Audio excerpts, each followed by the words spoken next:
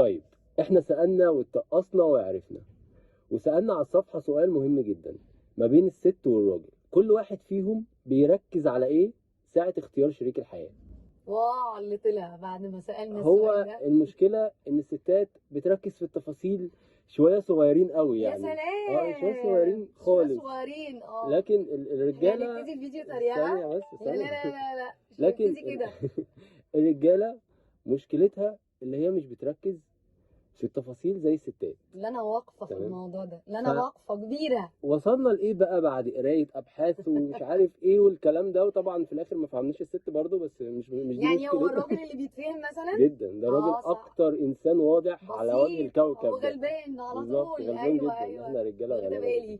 انا المهم مش هسكت على فكرة، انا هدافع دلوقتي حالا. ثانيه بس، طلع الموضوع في ايه؟ ان الراجل او الست بتحب شكل العلاقه. يعني ايه بتحب شكل العلاقه؟ يعني كل تركيز الست بيكون على شكل العلاقه، معامله الراجل ليها، التعامل بتاع الراجل ليها اديني عامل دلع ازاي كده كشكل تظبطني. علاقه. لكن الراجل كل تركيزه بيكون على شكل الست. شفت الموضوع بسيط جدا. صح صح، في اولويات. صح، في اولويات. فالموضوع بسيط جدا. الست بتحب شكل العلاقه والراجل بيحب شكل الست. فالراجل اول حاجه بتلفت نظره في الست هو شكلها. ليه تمام بقى؟ كده؟ ليه؟ ليه؟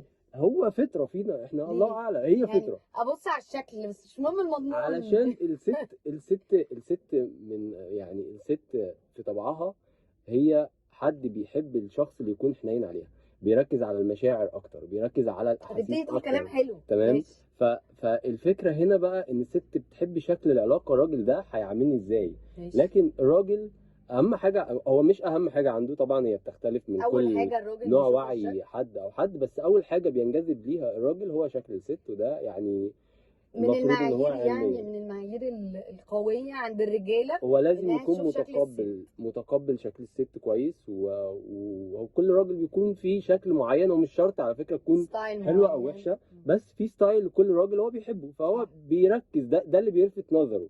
لكن الست بتحب شكل العلاقه ككل بقى عامل ازاي جوه العلاقه. طب وانت فاكر يعني ان شكل الراجل ما بيفرقش للست؟ اكيد بيفرق لها. لا بس مش ده الاساس. بالظبط مش ده كده، الاساس. بالظبط كده. المهم ان هو يبقى مقبول. طيب شكلا يعني، لكن مش هو الاساس عند الست، دي حقيقه. مظبوط. انا عايز اقول لك ان عملوا اصلا بحث كده، جابوا شاب وسيم وفورمه كده وعنده عضلات وبتاع وكده، الكلام ده حصل في فرنسا اكيد مش في مصر.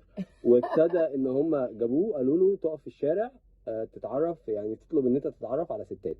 اول مره ادخل عليهم بشنطه رياضه، تاني مره ادخل عليهم بجيتار، تالت مره ادخل عليهم من غير حاجه. اوكي. اتعرف على 300 ست، 70% من ال 300 دول بالجيتار.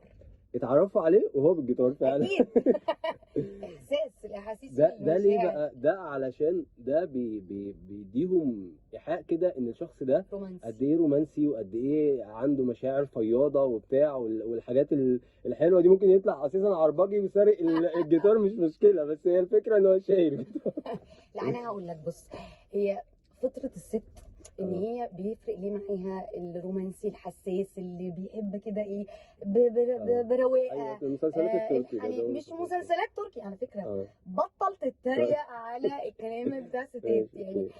بص، زي ما الراجل بيهتم بشكل الست وشكلها لازم يبقى حلو، او الستايل اللي هو بيحبوه، او لبسها، طريقه شعرها، كل حاجه الست بتفرق معاها. ليه بقى؟ موضوع الاحاسيس والمشاعر، وان هي تبقى حسب الامان، لان هي دي فطره عند الست. الست بتختار مثلا، مش بتختار، بتقيم العلاقه، او بتقيم الراجل على اساس هو بيديها ايه، المشاعر اللي هو بيديها لها، اهتمامه بيها، احساسه بيها، وقت ما بتبقى محتاجاه بتلاقيه ولا لا، بيحسسها بالامان ولا لا، احتياجاتها اللي هي بتبقى محتاجاها بتلاقيها معاه ولا لا. ما كل دي حاجات مهمه جدا عند الست. طبعا كل دي حاجات مهمه، وهو ده ربنا خلقنا كده كستات. ايوه دي فكره. زي ما خلقكم كرجاله، انتوا دماغكم في حته تانية خالص، زي التفاصيل بقى. نرجع تاني لاول نقطه عشان انا مش هسكت له. مش حته تفاصيل، مش بس هسكت له خالص. هو الستات بتركز على حته اللي هو ايه يعني.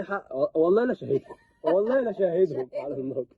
دلوقتي حصل موقف، انا جاي فقالت لي هات المايك بتاعك معاك، قالت لي معاك كونفرتر عشان المايك يشتغل على الموبايل؟ قلت لها معايا كونفرتر. متاكد يا صابر؟ قال لي تمام. حلو جدا. ماشي. انا جيت لها بالكونفرتر. الكونفرتر الكونفرتر مش بيشتغل على الموبايل بتاعها، بيشتغل على الموبايل بتاعي. انا بقى ذنبي ايه؟ انت المفروض معاكي موبايل مختلف عن الموبايل لا بتاعك. صح، انا اللي غلطانه، انا أيوة. المفروض بقى اسال في تفاصيل اكتر. بالظبط كده. لكن انت معاك مايك، معايا مايك، بالنسبه معاك كونفرتر. رجاله بتفكر بشكل طبيعي، يعني ايه مش شكل طبيعي، شكل عملي. ايوه، ما هو ده شكل عملي. الراجل. التفاصيل الدقيقه بقى بتاعت الستات دي لا ما تفرقش خالص. فانتوا خالص. المفروض تكبروا دماغكم عشان نلاقي بس ايه، نلاقي ما منطقه احنا بنكبر بس. نتقابل لا فيها ثانيه كده. واحده، التكبير ده ليه حدود. ماشي. دي لو اتعدى حدوده في التركيز في التفاصيل بيطلع اوكي فوق ماشي. بصي، السيطره هو خالص. الاهتمام بس انتوا بيبقى عندكم اوفر اكسبكتيشن للراجل اللي معاكم من كتر بقى المسلسلات اللي بتتفرجوا عليها، التركي بقى موضوع والرومانسيه مسلسلات وبتاع. التركي دي ثانية ايه بس. قوي الجو ده على والله. فكره، لا والله ايه فبقى عندكم اوفر اكسبكتيشنز للعلاقه ذات نفسها، اللي هو المخدات اللي بنضرب بيها بعض والله وبتاع لا. والحاجات دي. والله مش كده يعني، انا عقلانيه ماشي، احب الرومانسيه والدلع وكده بس عقلانيه، ده في بالانس، عقلانيه انت. في توازن ما بين المشاعر والتفاصيل والتفاهه. ايوه. تدبير الدماغ وحدود. البالانس ده بقى المفروض يعني ايه ما عندكم نطلعوش انتوا بقى على يقل الاكسبكتيشنز. شوية. المفروض يقل شويه، مش ان احنا نزوده، انتوا اللي تنزل. الراجل بيبقى بيشتغل شقيان وطالع يا عينه عيني ومش عارف يعمل طب ما ايه. الست بتبقى شايله وشقيانه وبتروح تمارين وبتذاكر للعيال وبتغسل وبتطبخ وبتنظف بصي هفهمك حاجه علميا. أيوة. اصلا في فطره الست ان الست ممكن تعمل مجهود حاجات جبار. لا مش مجهود. أيوة. تعمل حاجات كتير مع بعض.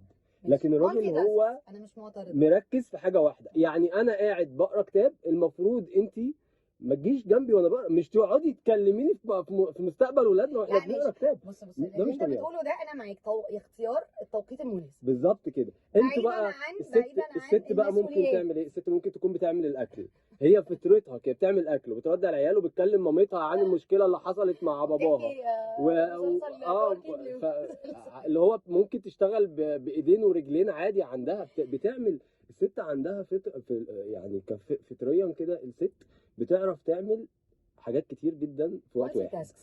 يعني ممكن تكون بتنقي الرز وبتكلم الولد وبتذاكر للعيال وبتكلم جوزها في موضوع مستقبلي. لكن الفكره ان الراجل هو حاجه واحده. فانتوا لو وصلتوا لا لحظه واحده بس، لحظه واحده، ده ملوش دعوه بالتفاصيل وان احنا مركزين في التفاصيل. انتوا لو لا ما هما الاثنين دول مرتبطين ببعض على فكره. ما انتوا تخرجنيش بره الموضوع. انتوا بقى لو ركزتوا في حته ان الموضوع ذات نفسه مش طبيعي، يعني لازم اختاري الوقت المناسب اللي تكلميني فيه في حاجه. عشان كده ما انا قلت في الاول أيوة. انا معاك اختيار التوقيت المناسب. فانت بقى مش بتختاري وقت مناسب وعايزين نتكلم في تفاصيل اللي هو طب حاضر. صحيح. زي مثلا راجل مثلا بيتفرج على الماتش، مش طبيعي ان انت تروحي تساليه على اي حاجه ولا تكلمي معاه في اي حاجه وقت الفيفا، يعني استحاله خالص. والله العظيم الشهر ده اصلا الشهر ده يعني رجاله بتستناه. الشهر ده رجاله بتستناه كل 4 سنين، فما ينفعش تيجي تعكنيني عليه في الشهر ده. انا البق ده بسمعه من كل راجل. ما ينفعش تيجي تعكنيني عليه في الشهر ده، مش طبيعي اقسم بالله. ليه يعني؟ ليه؟ ده شهر كل 4 سنين مش عارفه تستحمليني شهر. ايوه بس مش طبيعي حياتنا كلها تقف عشان خاطر الماتشات ال 24 ساعه موجوده جوه التلفزيون. مش طبيعي. ده شهر كل 4 سنين. فانت متخيل شهر الراجل مش موجود أيوة. في البيت. ايه المشكله؟ عشان الماتشات. ايه المشكله؟ لازم تقفي جنب جوزك في الشهر ده وتخليه ان هو يتفرج على الماتشات. ليه؟ عشان في 4 سنين ياخد باله. في مسؤوليات ما ينفعش نخرج بره عشان فيفا شغاله. لا بصي، ما هو المسؤوليات ديت عباره عن ايه بالنسبه للراجل؟ المسؤوليه بالنسبه له ايه؟ هو الشغل بتاعه، راح الشغل، جه من الشغل، جاب الاكل، صرف على البيت، شكرا على كده. سيبيني بقى يعني استمتع بساعتين في الماتش. لكن الموضوع شكله كده هيطول معانا، فاحنا مش عايزين نطول الفيديو اكتر من كده. فاكتبوا لنا انتوا بقى في الكومنتات ايه الحاجات اللي الست بتركز عليها في اختيار شريك الحياه، وايه الحاجات اللي الراجل بيركز عليها في اختيار شريك الحياه. تمام؟ يعني بالنسبه ليكي انت كست علقي ايه الحاجات اللي انت مركزه عليها، وبالنسبه للراجل بس يعني ما تدخلوش في تفاصيل قوي يعني. وبالنسبه للراجل برضو يقول ايه الحاجات اللي هو بيركز عليها. وانا عارف ان الرجاله ما فيش حاجات كتير يعني. ونشوف كده ونعمل استفتاء وربنا يسهل وربنا يوفق الدنيا على بعضها. وهنتخانق دلوقتي انا وهو حالا. احمد صابر لو انتوا بتتفرجوا من عند نهى، فانا احمد صابر. وانا نوال فهام لو بتتفرجوا من عند احمد صابر. السلام عليكم.